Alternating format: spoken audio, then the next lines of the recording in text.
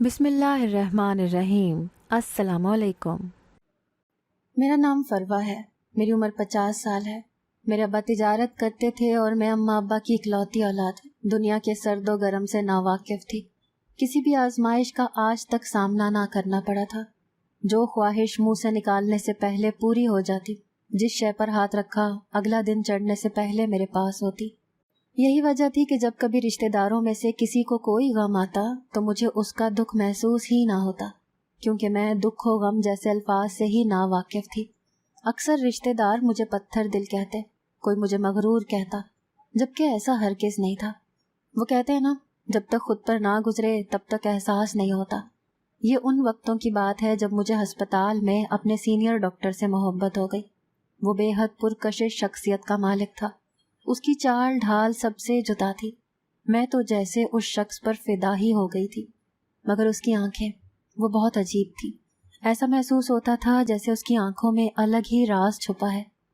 सब सीनियर और junior doctors उसके पास जाने से घबराते थे।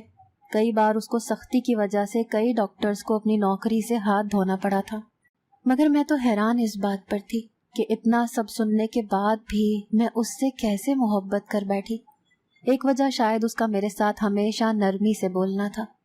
दिन गुजरते गए और एक रोज मैंने हिम्मत करके उससे अपनी मोहब्बत का इजहार कर दिया।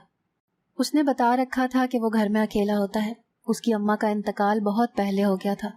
शादी की तैयारियां शुरू हो गई और फिर वो वक्त भी आ गया जब मेरा निकाह होना था।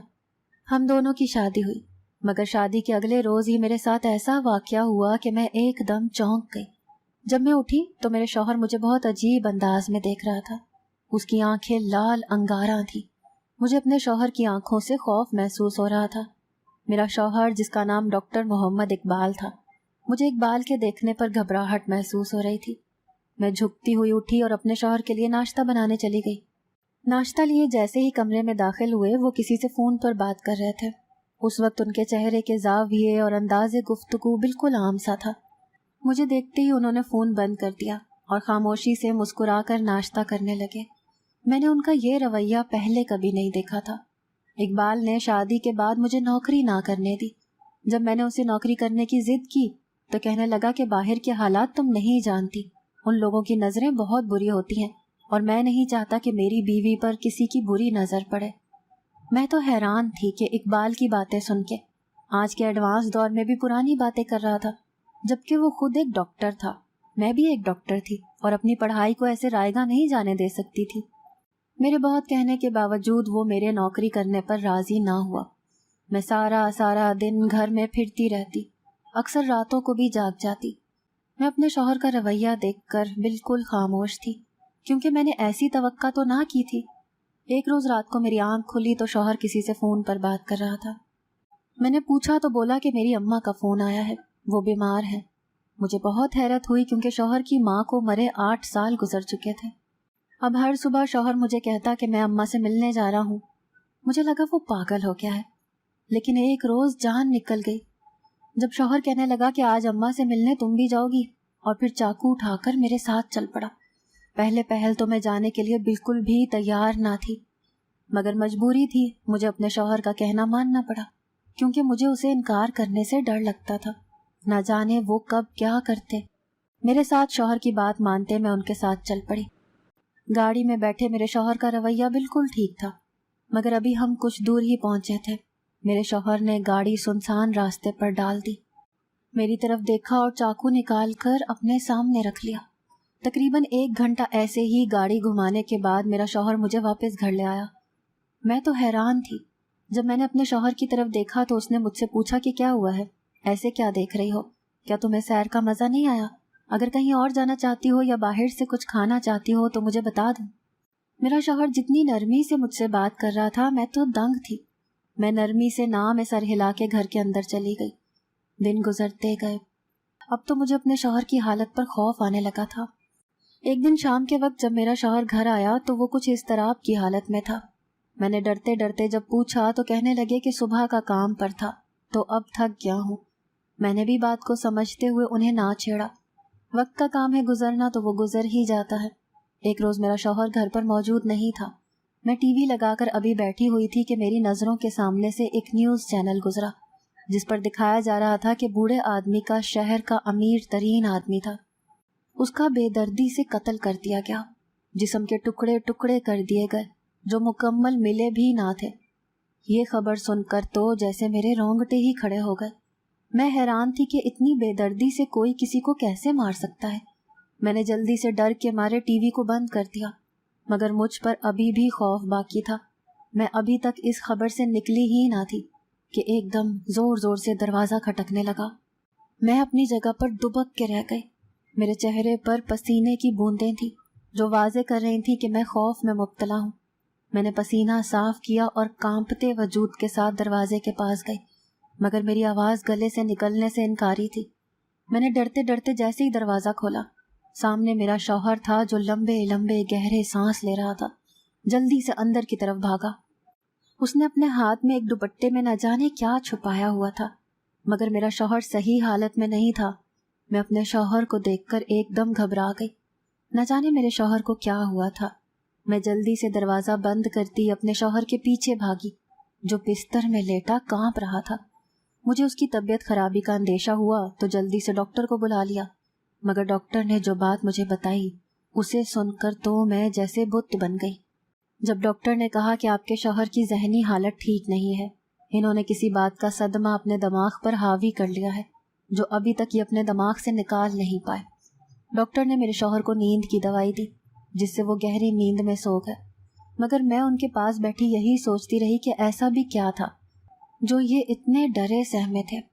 میرے شوہر کو جب تک ہوش نہ آئی تو میں ان کے پاس ہی بیٹھی تھی۔ وہ مجھے دیکھ کر کافی حیران ہوئے، کہنے لگے کہ کیا ہوا ہے، ایسے کیوں بیٹھی ہو؟ میں ان کی ہر بات کو بہت غور سے دیکھ رہی تھی، بہت غور سے سن رہی تھی۔ مجھے اس بات کا اندازہ ہو گیا تھا کہ ان کو کچھ بھی یاد نہیں۔ مجھے اس سب کے لیے کسی اچھے ڈاکٹر کی ضرورت تھی جو مجھے سمجھا سکتا کہ اس سب کا علاج کیا ہے۔ میں نے مسکرا کر اپنے شوہر کی طرف دیکھا اور ان سے کہا کہ کچھ نہیں، آپ تھکے ہوئے تھے تو آپ سو گئے، اسی لیے میں آپ کے پاس بیٹھی تھی کہ کسی چیز کی ضرورت نہ ہو۔ میرے شوہر بھی مسکرانے لگے۔ دن پر لگا کر اڑ گئے تھے۔ اس واقعے کو بھی تقریباً ہفتہ ہو چکا تھا۔ میرا شوہر ایک دن کام پر گیا تو میں بھی چپکے سے ایک ماہر نفسیات کے پاس چلی گئی۔ میں نے اسے سب کچھ اپنے شوہر کے بارے میں بتایا تو وہ کہنے لگا کہ جب تک شوہر کو لے کر نہیں آئیں گے میں کچھ نہیں بتا پاؤں گا۔ لیکن میرے شوہر کو ڈاکٹر کے پاس لے کر جانا بہت مشکل کام تھا۔ آخر میں ان سے کیا کہتی، مگر مجھے یہ سب کرنا تھا۔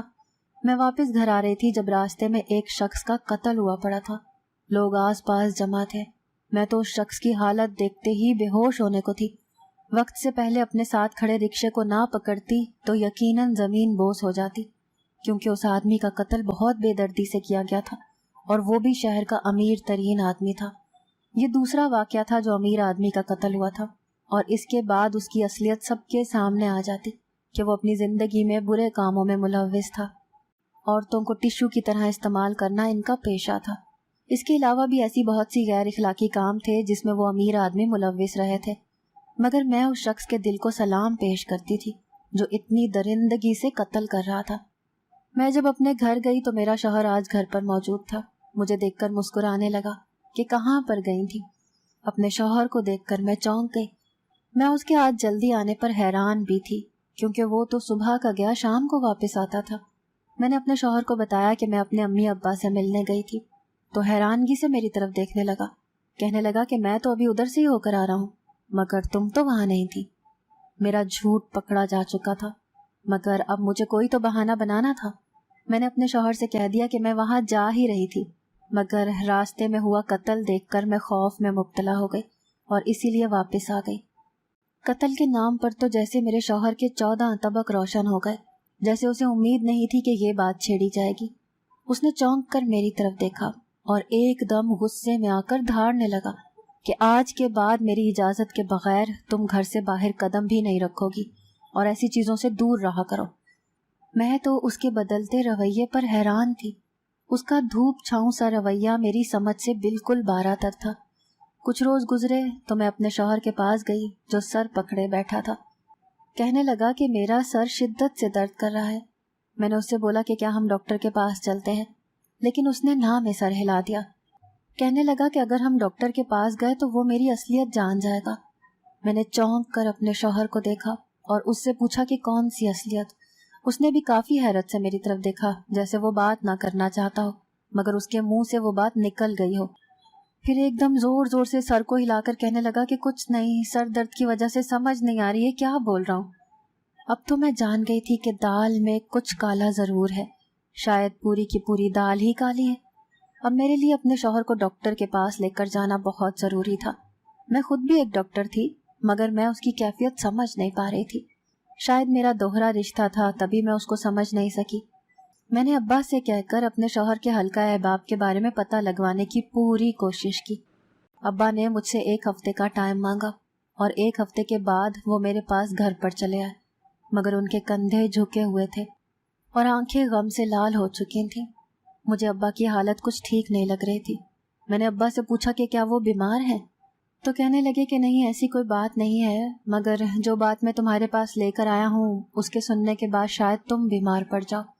مجھے حیرانگی ہوئی۔ میں نے ابا سے پوچھا کہ پہیلیاں کیوں بجھوا رہے ہیں، سیدھے سے بات بتا دیں کہ کیا بات ہے۔ ابا نے کہا کہ تمہارے شوہر پر جو گزرا ہے وہ شاید ہی کوئی برداشت کر سکتا ہو۔ یہ تو میں جانتی تھی کہ میرے شوہر کے ساتھ کچھ برا تو ہوا ہے، مگر ایسا کیا تھا جو میرے ابا بھی اتنے افسردہ تھے۔ میں نے ابا سے پوچھا کہ کیا ہوا ہے میرے شوہر کے ساتھ، ایسا کیا ہوا تھا جو ان کی یہ حالت ہو گئی ہے۔ تو ابا کہنے لگے کہ تمہارا شوہر اپنے ماں باپ کی ایک ہی اولاد تھا، مگر اس کے بعد اس کے اماں ابا ایک دوسرے سے محبت نہ کرتے تھے، کیونکہ ان کی زبردستی کی شادی تھی اور وہ کسی اور سے محبت کرتے تھے۔ شادی کے 3 سال کے بعد جب میرا شوہر پیدا ہوا تب بھی اس کے ابا کو کوئی خاص خوشی نہ ہوئی، اور وہ ہر وقت اقبال کی ماں پر ظلم کرتا رہتا، ان کو برا بھلا کہتے رہتے، کیونکہ وہ اتنی خوبصورت نہ تھی، اور اقبال کے ابا بہت خوبصورت تھے۔ اقبال جب تھوڑا بڑا ہوا تو اس کے ابا کو اپنے آفس کی ایک لڑکی پسند آ گئی، اور اس کے ابا اپنی بیوی کے ہوتے ہوئے اس عورت سے شادی کر رہے تھے، مگر اس کی بیوی نے دانت سے دانت نہ اٹھایا، اور ایک روز اقبال کے ابا نے اس کی اماں کو طلاق دے کر گھر سے نکال دیا۔ اقبال بہت چھوٹا تھا، ہر روز اپنی اماں کو اپنے ابا سے مار کھاتے دیکھ کر ان کی بدسلوکی برداشت کرتے ہوئے ہر چیز کو اپنے دماغ میں بٹھاتا جا رہا تھا۔ اقبال کی ماں اسے لیے در در کی ٹھوکریں کھانے لگی، کیونکہ عموماً جیسے لوگ اپنی بیٹیوں کی شادی کرتے وقت ان کو یہ سکھا کر بھیجتے ہیں کہ ہم اب تمہیں سسرال بھیج رہے ہیں، مگر وہاں سے تمہاری موت کی خبر ہی آنی چاہیے، تم نے اپنی آخری سانس تک وہاں پر بسنا ہے۔ اقبال کی ماں ایک اولڈ ہاؤس میں چلی گئی اور وہاں رہ کر اپنے بچے کی پرورش کرنے لگی، لوگوں کے کام کاج کرتی اور اپنے بیٹے کے لیے اور اس کی تعلیم کے لیے پیسوں کو جمع کرتی رہی۔ اقبال بہت ذہین تھا، اس نے اپنی اماں کی محنت کا پاس رکھا اور اسکالرشپ پر اپنی تعلیم مکمل کی۔ وہ ایک روز ڈاکٹر بن گیا، مگر ابھی وہ اپنی ماں کے لیے کچھ کر پاتا۔ اس کی اماں بخار میں مبتلا ہوئیں، سرکاری ہسپتال میں اپنی اماں کو لیے پھرتا رہا، مگر سرکاری ہسپتال کے حالات دیکھ کر وہ بہت مایوس ہوا۔ اسے امید نہ تھی کہ وہاں پر مریضوں کے ساتھ جانوروں سے بھی بدتر سلوک کیا جائے گا۔ مکمل علاج نہ ملنے کی وجہ سے اقبال کی اماں بھی اس کو اس دنیا میں اکیلا چھوڑ کر چلی گئیں۔ اقبال بالکل تنہا ہو گیا تھا، اس کے دل میں اپنے ابا کے لیے نفرت کی آگ اتنی بھڑک چکی تھی کہ اقبال کی اماں کی وفات کے بعد جب اس کے ابا اس کو لینے کے لیے آئے تو اس نے جانے سے صاف انکار کر دیا اور کہنے لگا کہ مجھے آپ سے سخت نفرت ہے، اور دھکے مار کر اپنے گھر سے نکال دیا۔ اقبال کے ہمسایوں کا کہنا تھا کہ کئی روز تک اقبال کے گھر سے اس کی چیخوں کی آوازیں آتی رہیں، اور پھر ایک روز وہ گھر چھوڑ کر چلا گیا اور دوبارہ کبھی نہیں آیا۔ ابا کی بات سن کر میرے تو آنسو بہہ رہے تھے، مجھے تو یقین نہیں آ رہا تھا کہ کوئی کیسے کسی پر اتنا ظلم کر سکتا ہے، آخر انسانیت کہاں چلی گئی ہے۔ اب تو میں نے سوچ لیا تھا کہ میں اپنے شوہر کا علاج کرواؤں گی، کیونکہ میں جانتی تھی کہ جو بچپن سے انہوں نے کیا ہے وہ اب تک ان کے دماغ پر حاوی ہے۔ میں نے اپنے شوہر سے بات کرنے کا سوچا تھا، لیکن اس سے پہلے مجھے ایک ڈاکٹر کی تلاش تھی جس پر میں اعتماد کر سکوں۔ یہ ضروری تھا، میں ایک ایسے ڈاکٹر کو جانتی تھی جو اس معاملے میں میری مدد کر سکتی تھی۔ میں نے اپنی بہت پرانی سہیلی سے بات کی تو وہ میرے شوہر کو گھر پر ہی سیشن دینے کے لیے تیار ہو گئی۔ یہ اس کا مجھ پر احسان تھا۔ ایک روز میرا شوہر گھر آیا تو میری سہیلی گھر پر آئی ہوئی تھی۔ میرا شوہر اسے دیکھ کر ایک دم چونک گیا اور سوالیہ نظروں سے میری طرف دیکھنے لگا۔ میں نے اسے بتایا کہ یہ ڈاکٹر ہے، ماہر نفسیات ہے، میری بہت پرانی اور بہت اچھی سہیلی رہ چکی ہے۔ میری بات سنتے ہی میرے شوہر کا رد عمل چونکا دینے والا تھا۔ جب وہ ایک دم چیخ کر کہنے لگا کہ میں تمہیں پاگل لگتا ہوں کہ تم ڈاکٹرز کو بلا رہی ہو۔ میں پاگل نہیں ہوں، تم بھی دنیا والوں کی طرح مجھے پاگل مانتی ہو۔ اور وہ پھوٹ پھوٹ کر رونے لگا۔ میں نے اپنے شوہر کو سنبھالا اور اسے سمجھایا کہ میں اسے پاگل نہیں سمجھتی، لیکن جو اس کے دماغ پر بوجھ ہے میں اسے کسی طرح ختم کرنا چاہتی ہوں۔ مگر میرا شوہر تو قابو میں ہی نہیں آ رہا تھا۔ میری سہیلی نے جلدی سے اپنے بیگ میں سے انجیکشن نکالا اور میرے شوہر کی بازو میں پیوست کر دیا، جس سے میرا شوہر غنودگی میں چلا گیا اور اونچی اونچی بڑبڑانے لگا۔ میری سہیلی بہت غور سے سن رہی تھی، جس میں وہ بار بار ایک ہی الفاظ کہہ رہے تھے کہ میں نے مار دیا اس کو، وہ مجرم تھا، وہ برا تھا، میں نے ختم کر دیا اس کو، میں برائی کو اس دنیا سے ختم کر دوں گا۔ میری ماں نے جو تکلیف جھیلی وہ کوئی اور عورت نہیں جھیلے گی۔ میں تو اپنے شوہر کی باتیں سن کر حیران تھی۔ آخر میرے شوہر نے کس کو مارا تھا جس کے متعلق وہ ذکر کر رہا تھا؟ میری سہیلی نے میرے شوہر کی باتوں کی ریکارڈنگ کر لی۔ اب ہم نے اس تحقیق تک پہنچنا تھا کہ میرے شوہر کے کہنے کا مقصد کیا تھا۔ انہوں نے کس کو مارا ہے؟ میرے شوہر کو جس وقت ہوش آیا تو وہ بالکل نارمل تھا۔ اس کے ہوش میں آتے ہی میری سہیلی نے تمام ریکارڈنگ میرے شوہر کو سنا دی، تو وہ خود بھی حیران تھا اور حیرانگی سے میری طرف دیکھنے لگا، جیسے وہ یہ سب جانتا ہی نہ ہو کہ اس نے کیا بولا ہے۔ اسے کچھ بھی یاد نہیں تھا۔ میں نے پریشانی کی حالت میں اپنی سہیلی کی طرف دیکھا تو اس نے مجھے خاموش رہنے کے لیے کہا۔ میں نے اپنے شوہر کو تسلی دی کہ پریشان ہونے کی ضرورت نہیں ہے۔ میرا شوہر اس وقت سر میں تکلیف محسوس کرنے لگا۔ دونوں ہاتھوں سے بالوں کو جکڑے وہ اضطراب کی حالت میں تھا۔ میری سہیلی نے مجھے یہی مشورہ دیا کہ میرے شوہر کو ہسپتال میں داخل کروایا جائے۔ میں نے زبردستی اپنے شوہر کو ہسپتال میں داخل کروا دیا، جہاں اس کا علاج چل رہا تھا۔ علاج کے دوران مجھے ایسی ایسی باتوں کا علم ہوا جنہوں نے میرے رونگٹے ہی کھڑے کر دیے۔ 3 مہینے کے اس علاج نے میرا دماغ سن کر کے رکھ دیا تھا۔ مجھے علم ہوا کہ جس قتل کو دیکھ کر میرے رونگٹے کھڑے ہو گئے تھے وہ کسی اور نے نہیں بلکہ میرے شوہر نے ہی کیے ہیں، مگر یہ اس کے بس کی بات نہ تھی، کیونکہ اس کو دماغ کی ایسی بیماری تھی جس میں وقتی طور پر وہ برائی کی طرف جاتا تھا اور برا کام کرنے کے بعد اسے کچھ بھی یاد نہیں رہتا تھا۔ میری سہیلی جس کا شوہر وکیل تھا، اس نے اپنے شوہر سے بات کی کہ کیا ایسی حالت میں انسان مجرم کہلائے گا، مگر اس کے شوہر نے کہا کہ وہ دماغی طور پر بیمار تھا، اسی لیے وہ مجرم نہیں کہلائے گا، اور اس نے برائی کا خاتمہ کیا ہے، یہ اس کے جرم میں شامل نہیں ہے۔ وقت کا کام ہے گزرنا تو وہ گزر ہی جاتا ہے۔ میرے لیے بہت مشکل تھا اپنے شوہر کو سنبھالنا، کیونکہ اقبال کا دماغی توازن اکثر اوقات بگڑ جاتا تھا، مگر مجھے ڈاکٹر نے سختی سے منع کیا تھا کہ اپنے شوہر کو باہر نہ نکالنا۔ وہ ایک ڈاکٹر تھا، مگر جب جب اس کے اوپر اٹیک ہوتا تھا تب وہ یہ بھول جاتا تھا کہ وہ لوگوں کی جانیں بچانے والا ہے اور وہ کن برے کاموں میں ملوث ہے۔ یہ آسان مرحلہ نہ تھا، اس سب کے لیے مجھے بہت سی قربانیاں دینی پڑی، جس کے بدلے میں میرا شوہر کچھ کہتا نہیں ہے۔ حالات اور وقت انسان کو پہلے جیسا نہیں رہنے دیتے، بدلتے حالات انسان کی ہنسی چھین لیتے ہیں۔ اقبال کے ابا نے جو اس کے ساتھ کیا اور جو اس کی اماں کے ساتھ کیا وہ ظلم تھا، مگر جو اقبال نے کیا وہ اس جرم کا رد عمل تھا۔ جب کسی کے ساتھ زیادتی ہو رہی ہوتی ہے تو اس کا کچھ نہ کچھ تو رد عمل نکلتا ہی ہے۔ میرے شوہر کو پہلے جیسا ہونے میں بہت وقت درکار تھا۔ میرا شوہر کچھ بہتر ہوا تو اپنی اماں کو یہاں پر بہت یاد کرتا تھا۔ اب تو وہ مجھ سے دوستانہ انداز میں اپنے دل کی باتیں بھی کر لیتا تھا۔ وقت کے ساتھ ساتھ اس کے زخم تو نہ بھرے تھے، مگر ان زخموں پر مرہم رکھ دیا گیا تھا۔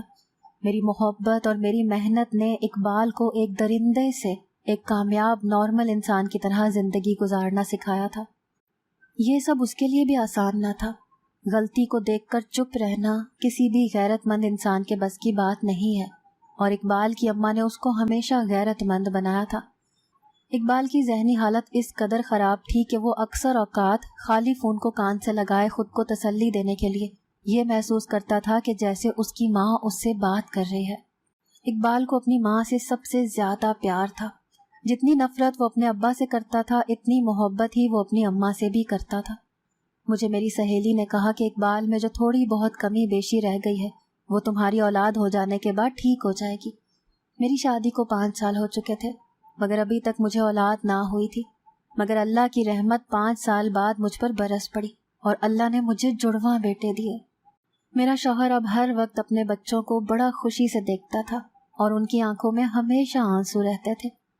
وہ ہمیشہ مجھ سے کہتے تھے کہ میں کبھی بھی اپنی اولاد کے ساتھ وہ نہیں کروں گا جو میرے ابا نے میرے ساتھ کیا.